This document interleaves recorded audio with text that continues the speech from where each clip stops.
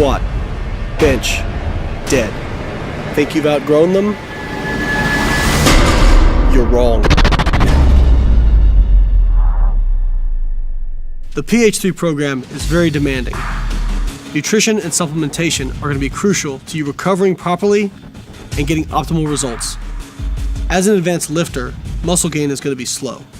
We're going to need a caloric surplus and sufficient protein, as well as a proper amount of carbohydrate and fat. We also have to temper that with making sure our calories don't get too high so we don't gain excessive fat. That requires us to walk a very fine line of caloric intake. Therefore, tracking your macronutrient intake is going to be critical.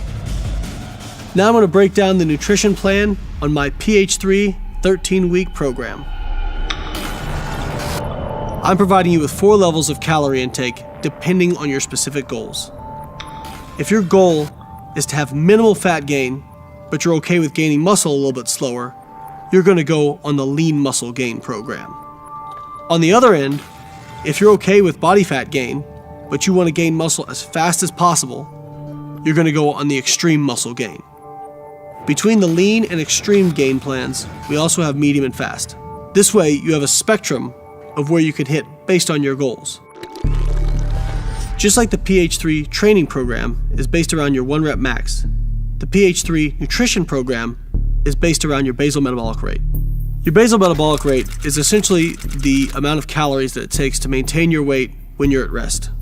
So if we know your basal metabolic rate, depending on your activity and then how fast you want to gain, we can approximately determine how many calories you'll need to reach that goal. Now there's a lot of math and calculations that go into determining your BMR, but we've simplified it for you by providing a calculator on this page. All we need to know from you is your body fat level and your body weight. If you provide those 2 variables, it'll calculate it for you. Once you have your BMR, all you have to do is input your activity level. Now from there, I've provided you with 4 different options for rate of gain.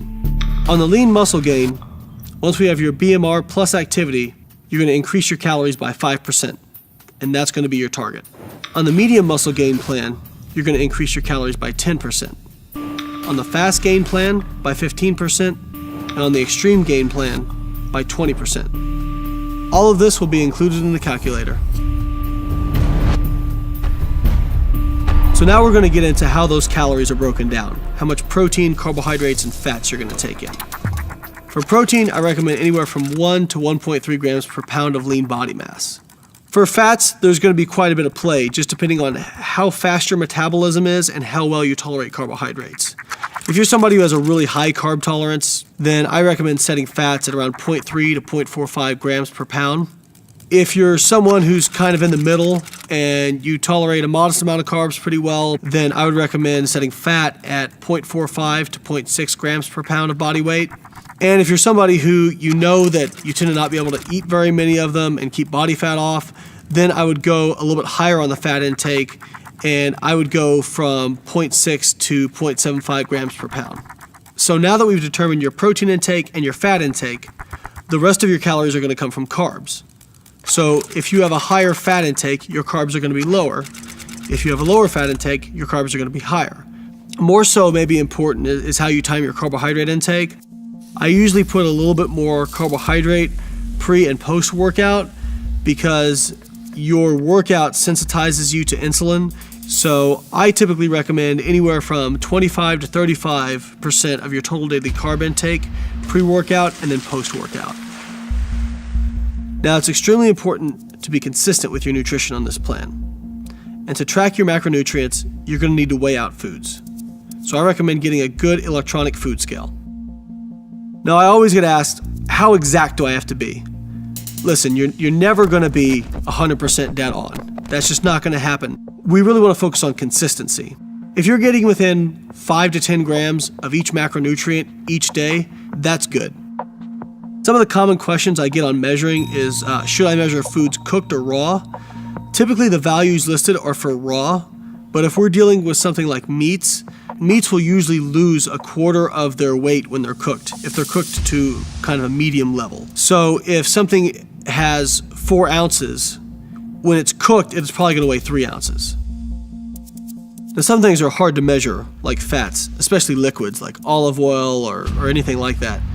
So the way I would recommend doing it is you put your container that you're going to put it into on the scale, weigh the container, tare it so it goes back to 0, and then weigh out your fat source. Meal frequency is a pretty hot topic. The science is pretty clear in terms of gaining fat or losing fat that your meal frequency really doesn't matter that much. However, for optimizing muscle mass and gaining muscle, it does seem like multiple meals per day rich in protein are probably your best bet.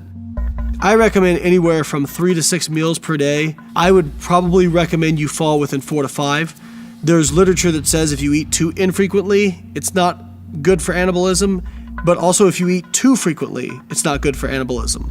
So I typically fall somewhere in that 4 to 5 meals per day range. Now that we've covered your nutrition, I'm going to break down supplementation.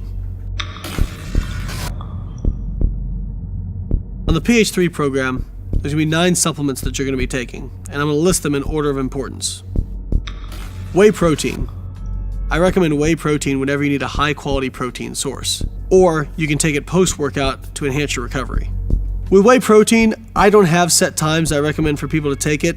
If you find that you have trouble eating breakfast or that you have a meal that you need to get in quickly throughout the day, that's when I recommend taking whey protein. Creatine monohydrate. There's probably no supplement that's been tested more than creatine monohydrate and has stood the test of time in terms of increasing strength and muscle mass. The most important thing is that you take it every day so that you saturate your muscle cells with creatine. I recommend 3 to 5 grams per day depending on your body weight. Branched chain amino acids.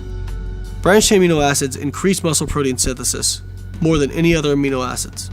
They're also helpful for decreasing muscle soreness and improving your recovery from a workout. I recommend 5 to 6 grams of branched chain amino acids post-workout, 4 grams of branched chain amino acids between meals, and then 4 grams pre-workout as well. The next one is betaine. Now, betaine is a relatively new supplement, but it seems to have benefits for increasing power output, workout performance, and possibly lean body mass. The next one is citrulline malate. Citrulline is great for fatigue resistance, and there's even some evidence that it can enhance muscle protein synthesis as well, so it could lead to better recovery. I recommend 6 to 8 grams with your pre-workout meal. Carnitine L-tartrate. This is the specific form of carnitine I recommend because it is the form of carnitine that's been used in studies where they've shown increased androgen receptor density in muscle cells and also improving workout performance and recovery.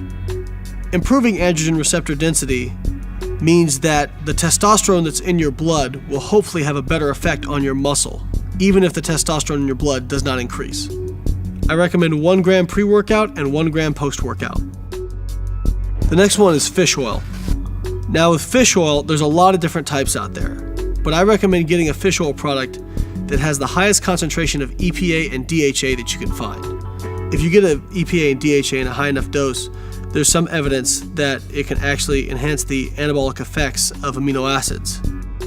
With fish oil, it seems like EPA is probably the active component that we're wanting to get the benefits from. So I recommend 1 gram of EPA post-workout and then 1 gram of EPA at another time of the day. Next one is huperzine. I love my pre-workouts. However, I don't always want to have to take a pre-workout with caffeine. So if you want something that may still help you focus and improve your performance, I recommend cognitive enhancers like a huperzine. It's going to give you better focus and hopefully lead to more productive workouts. I recommend 200 micrograms about an hour pre-workout or an hour before you have any activity during the day where you really need to focus. The final thing I recommend is a multivitamin. Now, a multivitamin isn't something we want to use as a crutch, but we're just making sure we're filling in any nutritional gaps that we might have missed. With a multivitamin, take it at one of your meals per day, and just make sure you're consistent and take it at that meal every day. There are products out there that contain several of these supplements, and I think that those are fine to use as long as you're getting a sufficient dose of each of them. For the products that you can't find in multi-ingredient formulas, I would recommend buying a single ingredient and adding that in. Now there's only one thing left to do before you start the program, and that's go to the 1 Rep Max tutorial and determine your 1 Rep Max to start the program. Now bookmark this page and make sure to come back each week and update your progress and share with the hashtag Ph3. Also tag myself and bodybuilding.com. Push the limits of your muscle. Outlift your mind. Aim to be superhuman. Ph3.